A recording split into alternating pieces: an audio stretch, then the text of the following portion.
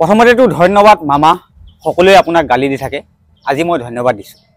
আজি ধন্যবাদ দিছোঁ বিশেষ এটা কাৰণত, এনেই মন গৈছে ধন্যবাদ দিছোঁ।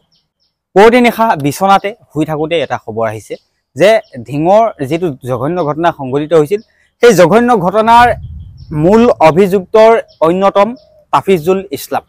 সেই তাফিজুল ইছলামৰ মৃত্যু হৈছে।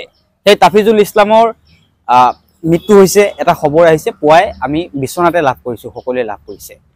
সমগ্ৰ দেশতে, সমগ্ৰ ৰাজ্যতে যোৱাকালিৰ দিনটোত বৃহৎ প্ৰতিবাদী কাৰ্যসূচী ৰূপায়ণ হৈছিল। সমগ্ৰ ৰাজ্যতে ধিঙৰ সেই নাৰকীয় ঘটনাক লৈ প্ৰতিবাদ সাব্যস্ত হৈছিল।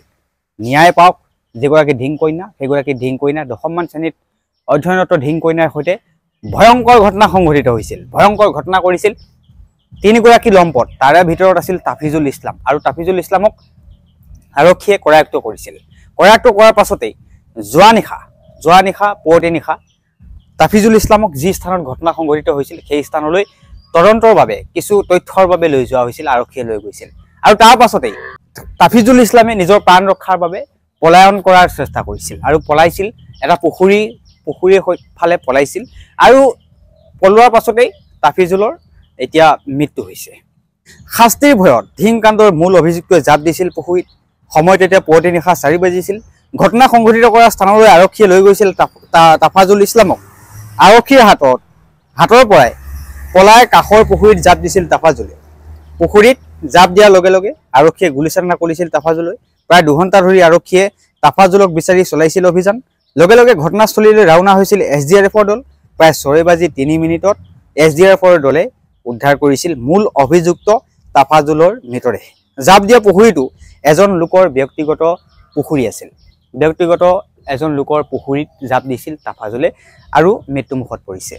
সকলোৱে ভাল পাইছে। আজি সকলোৱে এটা সুখবৰ বুলি নিজকে অনুভৱ কৰিছে, কাৰণ এগৰাকী কালপিত, এগৰাকী ধৰ্ষণকাৰী উচিত শাস্তিৰ সকলোৱে দাবী কৰি আছিল। সেইগৰাকী ধৰ্ষণকাৰীৰ মৃত্যু হৈছে। কিন্তু বৰ্তমান সময়ছোৱাত 2গৰাকী ইতিমধ্যেও পলাই আছে। বৰ্তমান সময়ছোৱালৈকে 2গৰাকীক আৰক্ষীয়ে কৰায়ত্ব কৰিবলৈ সক্ষম হোৱা নাই। যোৱাকালিৰ দিনটোত আমি দেখিছিলোঁ আৰক্ষী সঞ্চালক প্ৰধান DGP GP সিং ঘটনাস্থলীত উপস্থিত হৈছিল আৰু মন্ত্ৰী পীযুষ হাজৰিকাও আহিছিল।